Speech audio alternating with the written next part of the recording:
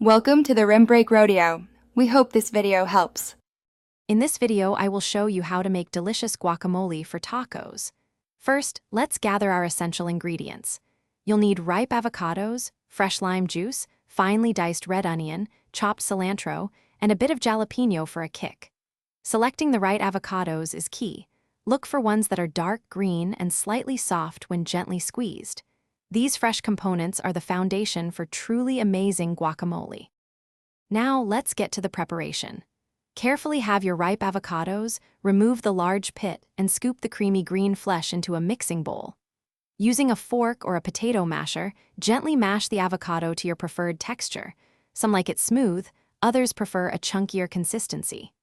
Then, incorporate the fresh lime juice, diced red onion, chopped cilantro, and minced jalapeno for that perfect balance of flavors.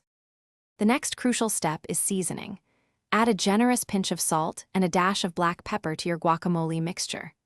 Remember, you can always add more, so start with a moderate amount and adjust to your taste.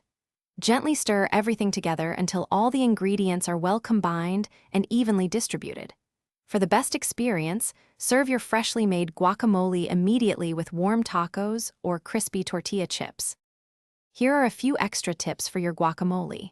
If you enjoy a bit more texture and tang, consider adding a small amount of diced, deseeded tomato to the mix.